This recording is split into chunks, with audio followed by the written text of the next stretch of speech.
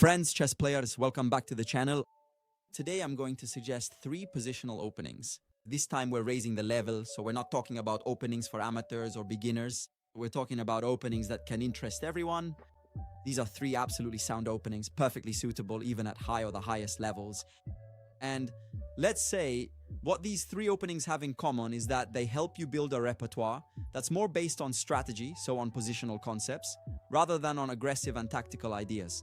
So let's take a look at these suggestions. As always, I'll give you 3 recommendations: an opening with white, an opening with black against one e4, and an opening with black against one d4 and similar moves. So let's get started right away, obviously with white, with one of my go-to openings for many years. That is the Catalan opening in particular. Let me explain right away why. The Catalan played with knight f3, g3, bg2 before playing c4. And now you might say, but wait, haven't you already made a video about this on the channel? How can I watch this Catalan? Well, I'm already showing you a preview image right here. This Wednesday, so the day after tomorrow, the video on the Catalan will be released. So if you're interested, stay tuned because the video will be out on Thursday. Anyway, let's immediately see why I'm giving you this advice. Then, of course, in Wednesday's video, you can explore this variation in more depth. So, the Catalan is known for being one of the strongest openings in chess. Very solid, very positional, but also very annoying because white always seems to have a good position. This here is the official Catalan. It starts like a queen's gambit with knight to f3, and then you play g3 and... Basically, I can't seem to pick up the pieces today. Basically, you set up the pieces like this. What is the goal of the Catalan? I'll tell you right away. The goal is to open up the game. Why? Because this bishop is much stronger than the other one. Bishop. So, obviously in any position where this center opens up, this bishop will be very strong because it will take advantage of its greater activity compared to its counterpart on carbon 8. From this point of view, let me show you, for example, the basic variation with knight to c3, knight to d7. Now, I repeat, we need to open up the game. How do we open the game? By making this breakthrough push. We need to prepare it, so the knight goes to d2 to prepare the move e4. Shall we make a few moves? Random ones, right? b6 to develop the bishop e4.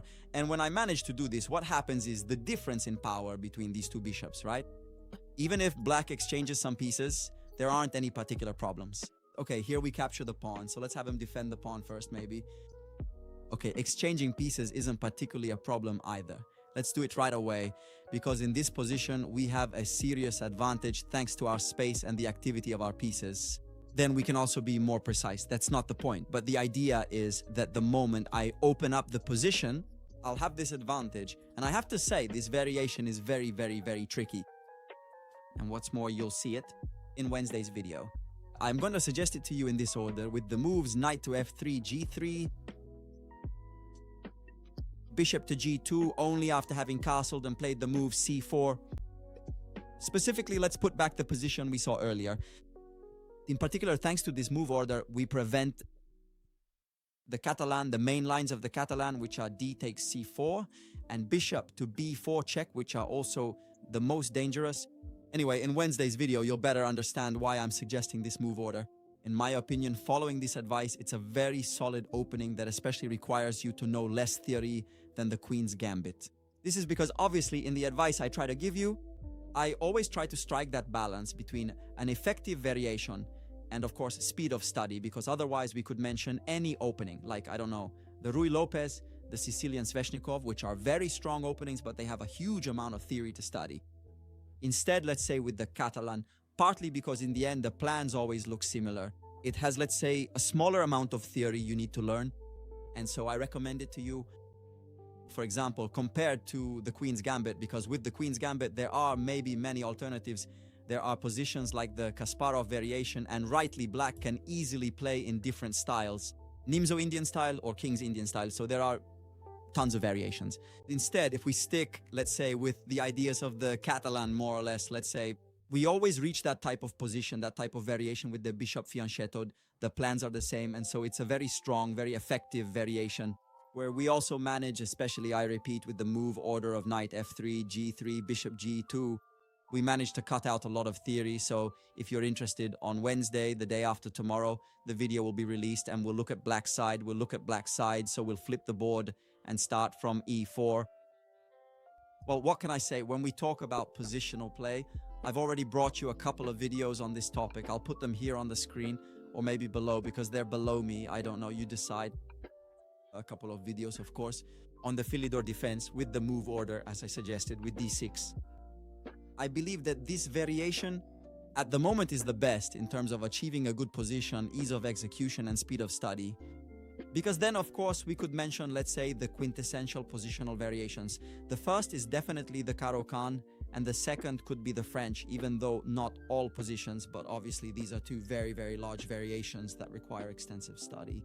And then honestly, we always end up facing opponents who one way or another don't want to play along. They are well prepared against a French or a Caro-Kann, which are fairly well-known variations.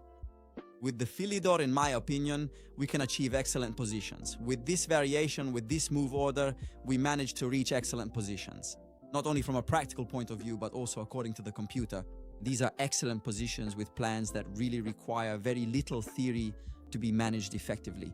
On this channel, I've brought you this trilogy of videos in which I show you one of the main variations, which is the exchange variation, then the main line par excellence, which is the one with knight to f3. And then I also showed you all of them in the third video. There are all the alternatives in the variation with rook to g1, g4. Anyway, g4, g4 here right away. So let's say you should find something to sink your teeth into. In my opinion, against e4. This Philidor is truly a gem for the positional player. I recommend it to you. I have nothing else to add. Someone might even try to play it against d4. Because d4, d6, theoretically, no. If I play e4, we're back to the original position. So theoretically, I can try to play the Philidor here as well. But as I said, the problem is that in this position, white, instead of playing 4, can play knight to f3. And unfortunately, this is very annoying. Because after knight to f6 and c4, in fact, this here has become a similar position, which could, for example, turn into a King's Indian or an Old Indian defense. So unfortunately, it's a different position. And if we want to play, for example, in this way, we can do it. But of course, you lose a bit of the basic concept of the Philidor. So in quotation marks, you can try the Philidor even against d4 at your own risk and peril. Because if your opponent plays this other variation, let's say you end up in a position that is not conventionally within the standards of the Philidor. So you need to study other things as well. So against d4, I actually recommend something else, which in my opinion is very strong and currently very popular. Among grandmasters, in fact, this variation is called the Janowski variation. And in our era, it's also called the Magnus Carlsen Queen's Gambit. And not just because Carlsen plays it, it's a very interesting variation, which is the Queen's Gambit with a 6. I've already made a video about it, which you can find here on the channel. Why is this variation so interesting? First of all, because objectively it's good. That is, black gets a good position, and with correct play, it's very interesting. And the move a 6, so to speak, spices things up a bit. It adds a bit of spice to white's position, because here white can't just keep developing calmly, since the move a 6 is obviously a preparatory move for b5. So if I start developing pieces, this pawn is hanging, and above all, I have to defend it. So the move a 6, so to speak, forces you to make a choice.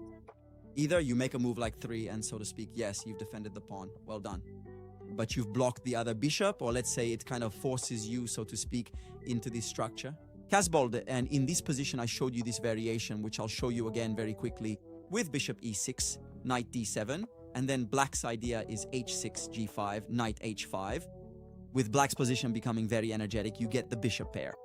And then, depending on what white does, especially where they castle, you decide what to do. If white castles short, black's attack is very, very strong. If white castles long, the game becomes a bit more positional. Let's say that it is based on the fact that black, in any case, has the bishop pair, and especially the dark squared bishop. Generally speaking, black will have this dark squared bishop, which will be very strong in this position. So let's say there are both strategic dynamics, but also quite aggressive ones as well. If white accepts the fight, from this point of view, that's my real advice. Because besides being effective, in quotation marks, it also cuts out a lot of theory. Because if we play here, I don't know, a normal queen's gambit, let's say knight to f6. Obviously, white has several ways to continue the game here. They can continue in a classical style. They can continue with the bishop to g5. They can... Anyway, the moment we put the pawn on c6, maybe going back into the Meran, there are many alternatives. And obviously, of course, they can play the Kasparov variation.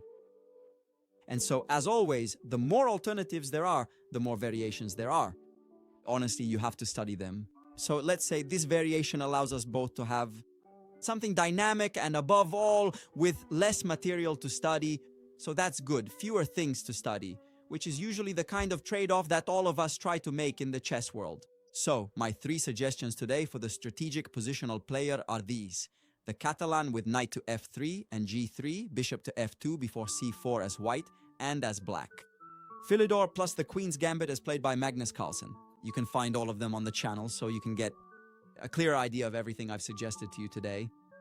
And of course, I'm looking forward to your comments. I'll try to reply to everyone regarding your opinions and also your preferences in the opening. And that's it. If you want to support the channel, you know what to do. Subscribe, like, and leave a comment. And I'll see you on Wednesday with the video about the Catalan.